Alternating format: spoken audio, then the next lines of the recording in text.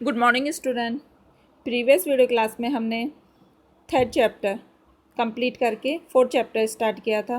Fourth chapter के हमने पाठ परिचय, कवि परिचय व शब्दार्थ कंप्लीट किए थे। आज हम इस चैप्टर का अर्थ रीड करते हैं। अर्थ देखिए, हम दीवानों की क्या हस्ती है, आज यहाँ कल वहाँ चले। मस्ती का आलम साथ चला, हम धूल उड़ाते जहाँ चले। मैंने आपको शब्दार्थ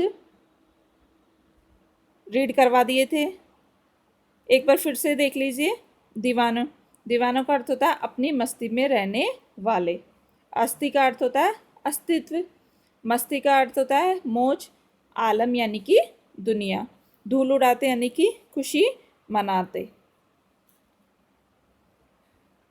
प्रस्तुत काव्य पंक्तियाँ हमारी पाठ्यपुस्तक बसंत भाग 3 में संकलित भगवती चरण वर्मा द्वारा रचित दीवानों की हस्ती नामक कविता से ली गई है। कि ये पंक्तियाँ जो ली गई है वो दीवानों की हस्ती कविता से ली गई है और इनके कवि कौन है? भगवती चरण वर्मा। भगवती चरण वर्मा जी का कवि परिचय हमने कल की क्लास में रीड कर लिया था। प्रस्तुत काव्य पंक्तियों में कवि ने भारत की स्वतंत्रता के लिए बलिदान होने की मस्ती में डूबे स्वतंत्रता आंदोलन के सेनानियों की मनोदशा का वर्णन करते हुए बताया है कि वे कभी एक स्थान पर नहीं टिकते हैं। जहाँ भी जाते हैं लोगों में उल्लास और उत्साह भर देते हैं। अर्थात जो स्वतंत्रता के लिए बलिदान होने के लिए तत्पर रहते हैं, जो स्वतंत्रता सेनानी, वो कभी भी एक स्थान पर नहीं रुकते हैं। वो इधर से उधर घूमते रहते हैं और लोगों में भी स्वतंत्रता के लिए उत्साह और उमंग भरते रहते हैं। अब इन पंक्तियों का अर्थ देखिए। हम दीवानों की क्या हस्ती है, आज यहाँ कल वहाँ चले। कवि कहते हैं कि आज़ादी के लिए अपना सब कुछ लुटा देने वाले वीरों का मन जोश से भरा हुआ है। अर्थात वो अपने देश के लिए सब कुछ लुटा देना चाहते हैं।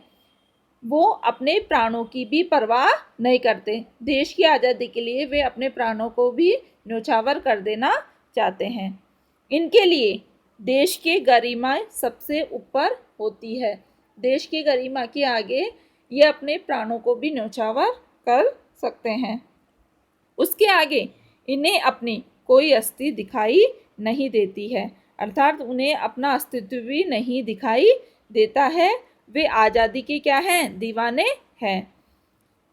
लोगों में उत्साह पैदा करने के उद्देश्य से सारे देश में घूमते रहते हैं।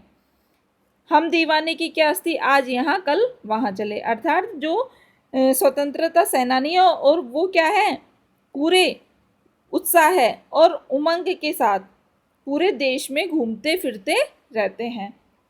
और घूमते फिरने के साथ साथ क्या है, लोगों में क्या भरते रहते हैं? वो उत्साह और उमंग का वातावरण, जहाँ भी जाते हैं उत्साह और उमंग का वातावरण बना देते हैं और लोगों में जोश भर देते हैं।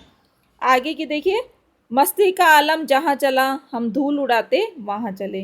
कि जहाँ भी जाते हैं वहाँ पर जोश और उत्साह का वातावरण बना देते हैं और जिस दिशा में भी ये अपने कदम बढ़ाते हैं वहीं खुशियाँ आ जाती है। कवि के अनुसार आगे देखिए, आए बनकर उल्लास अभी, आंसू बनकर बह चले अभी।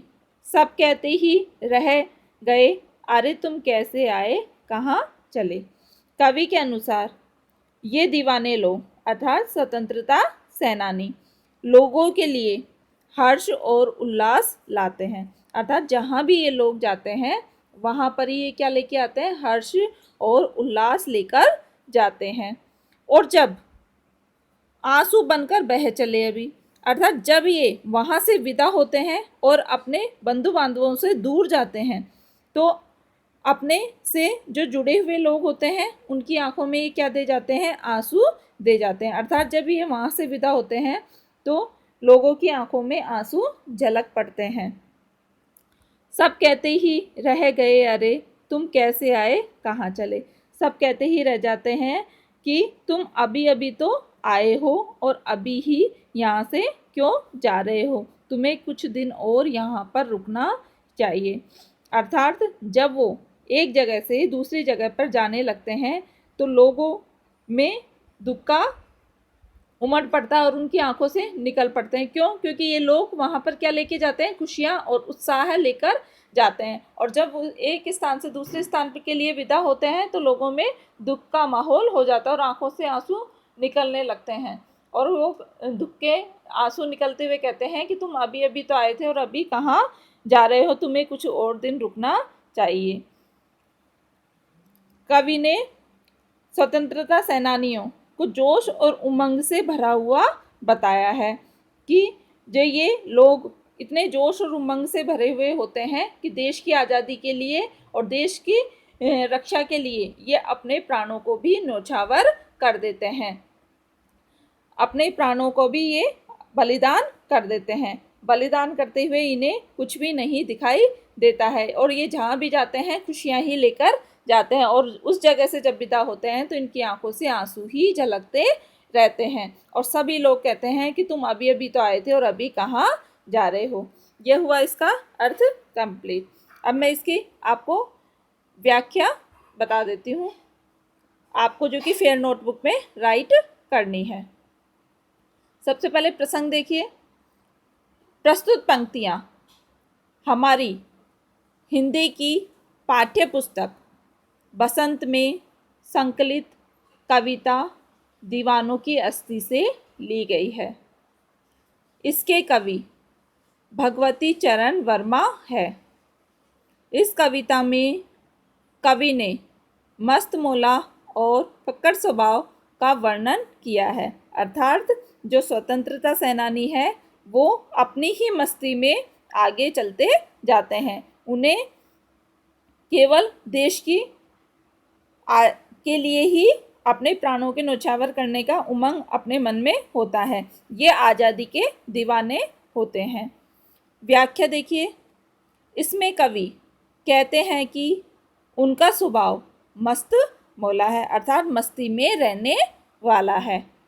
वह एक स्थान पर टिके नहीं रहते हैं, अर्थात वे एक स्थान पर नहीं रुकते हैं। एक स्थान पर रुकने के बाद वो दूसरे स्थान पर चले जाते हैं।